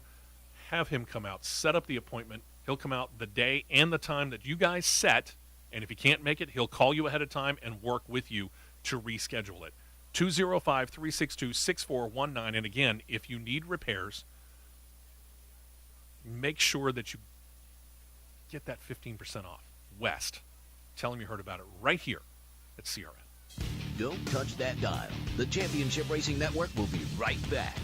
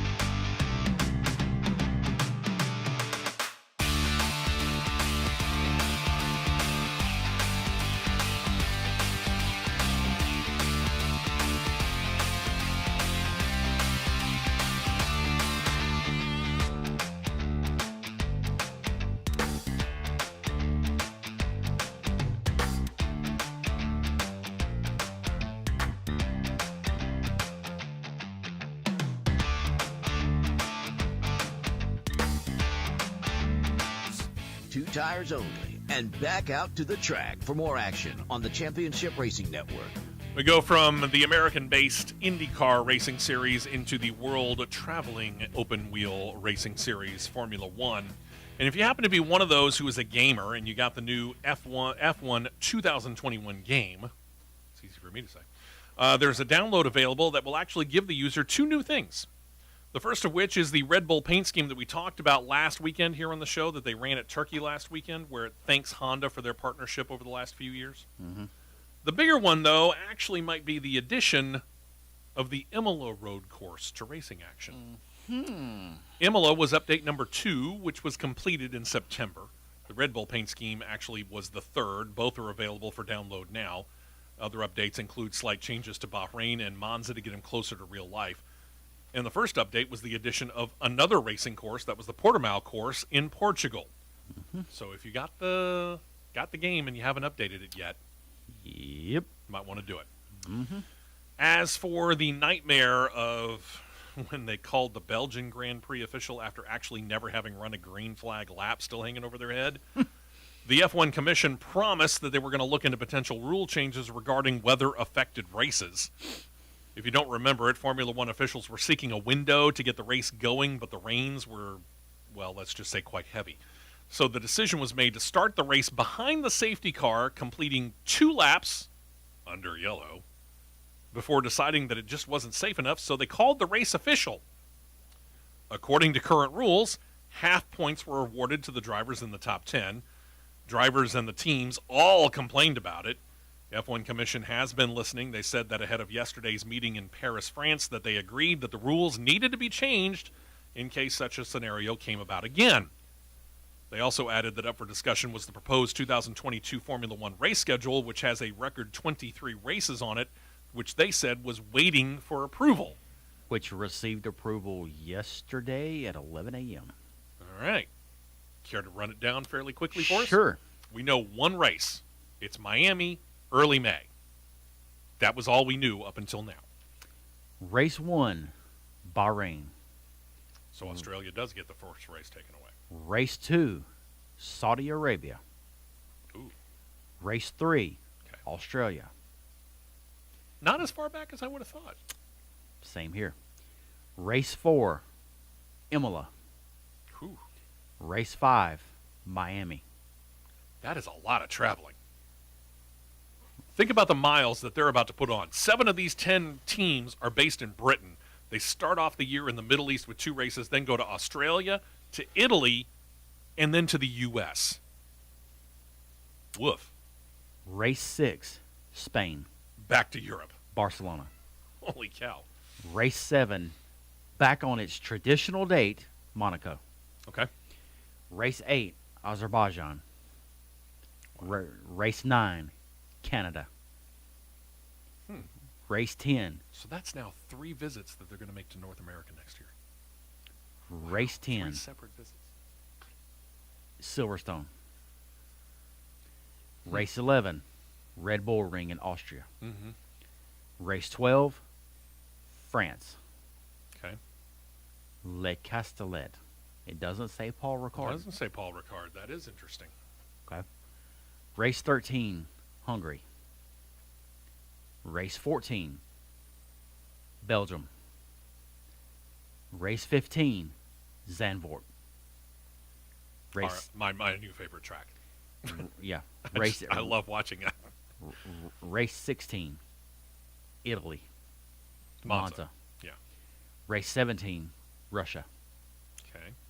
Race. This one, though, wait a minute. They were talking about going to St. Petersburg. It's got Sochi on the schedule. Okay. So not yet. Race 18, Singapore. Okay. Race 19, Japan. They hope. Race 20, Coda. Race 21, Mexico City. Mm-hmm. Race 22, Brazil. Sao Paulo. Yeah. Season ender, Abu Dhabi. Oh, to be employed by F1 and be in the frequent flyer program. Yep. And in regards to U.S. dates, Miami will go head-to-head with Darlington, and COTA will go head-to-head with Kansas. And then so you got the first trip in early May to Miami. Mm-hmm. Is it June that they come back and go to Canada? That'll be June 17, 19. Okay, so mid-June. And then a third trek back to North America in, I'm guessing, October. That would be correct. Yeah, frequent flyer miles would be nice right about That now. would be great. One other note when it comes to this, and this is one of Formula One's feeder series. We've mentioned it on a couple of occasions, this all-female W series, which they say is about equivalent to Formula 3. They've announced that for 2022, unlike the first season when only the top 12 points finishers were guaranteed invites to return for Season 2, now they're going to drop that. Only the top 8 finishers will get invites to return for the series next year. Series CEO Catherine Bond-Muir said of the decision, quote, "Our landmark partnership with Formula One has resulted in increased interest in the series around the world and a larger pool of talented female drivers from which to choose from in Season 3. She noted that for Season 2, 55 women were interested in racing in the series. Through their qualification process, they got that list cut down to 18. Next year's qualification process, she says, will remain much the same to work the field down to the drivers that will make up the 2022 series participants. Right now, with 2 races left in the year, it is down to 2 drivers for the title. Inaugural series champion Jamie Chadwick, who's trying to defend her title from 2019. They didn't run in 2020 because of COVID. And then there's Alice Powell, who's trying to unseat her as that champion. They will be all but guaranteed to come back. Again, the top 8 points finishers will be invited to come back. Where is Lynn St. James when you need her? God, I will never forget that in the media center at Talladega. I know. She was asked about the W Series, and she ripped it to shreds. And the look of what the heck on Russell Branham's face was gosh. Priceless. He was not expecting that answer. He went. And I got to admit, I wasn't expecting that answer I either. wasn't either. I was going, But afterward, when I stopped and I kind of thought about what Lynn St. James had said, she nailed it. she was very much on point. Because it's not like female drivers haven't come in and proven their ability to at least, in numerous races, stick with the men. Right. Exactly. You know, it's kind of the same thing as, why are we dumbing down what we teach in school? We have found over the course of time that if we set the bar high enough, kids will tend to come up to it. Right. Challenge them, okay? Challenge the women, challenge the men, challenge black, white, Hispanic, Native American, Asian. I don't care what the color or what the gender is. Challenge them. You might be surprised exactly how much they can rise to said challenge. Exactly. One more note, and that turns us over to Formula E. Congratulations to them, because they and Bosch Electronics have come to terms on an extension of their deal, going to keep them as a major partner through at least their 10th season. They're going to start their 8th next year. They signed on just before season number 4. Bosch has contributed not only as a sponsor, but in assisting the series officials building stronger, lighter, and faster racers with their hardware and software capabilities. Again, the series just ended season number 7. And that was their first as an official FIA World Championship Series. So, yeah, a whole lot of points available at that point in time if you're looking for an F1 super license. That stepped that game up pretty big. Big time. I want to go back. I mean, we've been talking about this whole Tony Stewart thing for a long time and how much he's involved with racing at so many different levels. We didn't even mention, truth be told, the fact that he and Ray Evernham started a series from scratch in less than a year, got it on CBS, and had CBS put it on prime time on Saturday nights, talking about the Superstar Racing experience. And had a very respectable showing their first year. To the point where CBS is going to come back, bring it on for season number 2. Reportedly, CBS has said that they would be interested in seeing a little bit longer than a 6-race series schedule. I don't think it's going to happen in season number 2. I mean, I think about the successes that a guy like, and again, I'm a little biased, so I'm trying to take the fan hat off and put the reporter hat on. But I think about the successes that Tony Stewart has had in the racing world. Right. You know, not only as a driver, but now as an owner. He's got a NASCAR team which has 4 Cup Series cars and an Xfinity Series car. He owns, I don't even know how many cars in dirt track racing.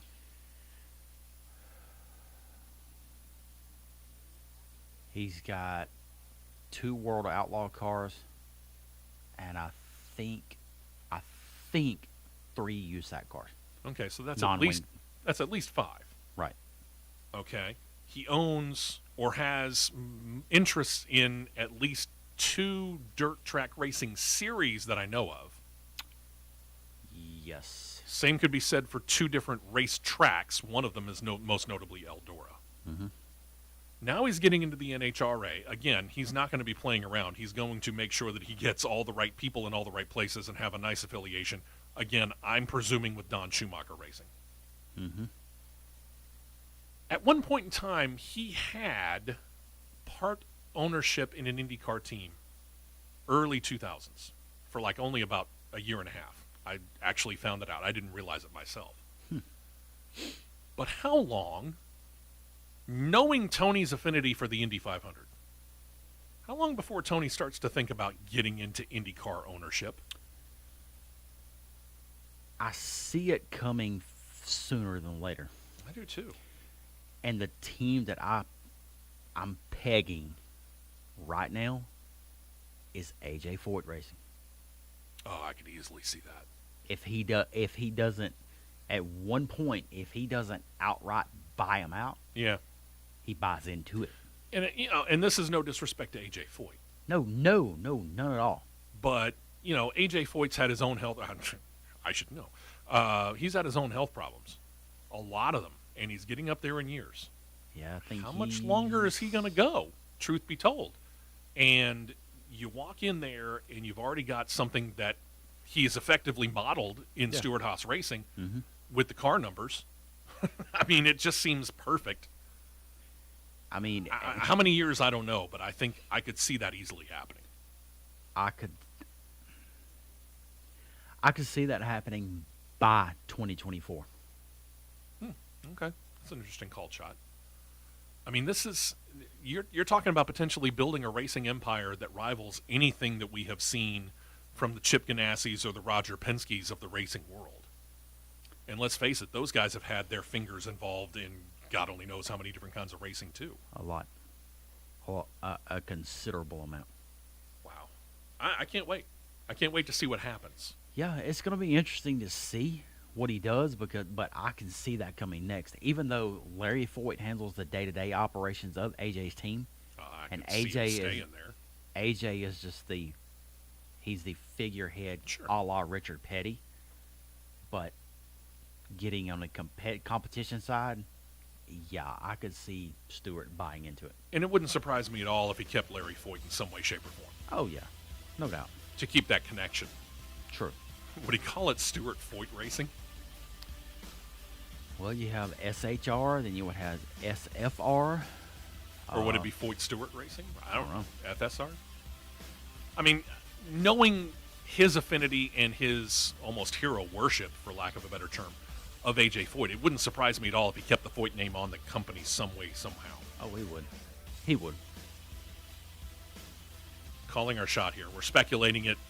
Yeah, it's speculation, but we're going to go ahead and claim it. Tony Stewart will get into IndyCar racing before much longer. Oh yeah. And then at that point in time,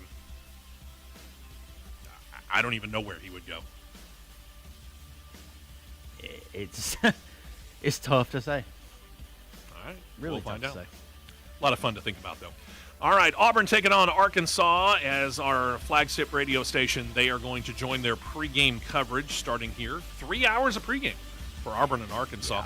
Alabama's at Mississippi State. Auburn, like I said, Arkansas. UAB goes down to Southern Miss. Hattiesburg. I was thinking they went to Marshall. Yeah, no, they're going down to Hattiesburg, Mississippi. And there, of course, all the other ones. May your college team do their best and maybe even come out with a victory after today. And we'll be back next weekend right here on CRN to give you another 2 hours of the best in racing talk. And who knows, maybe some more speculation. It's been known to happen. Y'all have a great weekend. Be careful. Enjoy the nice, cool fall weather. And we'll talk to you again next weekend right here on the Championship Racing Network.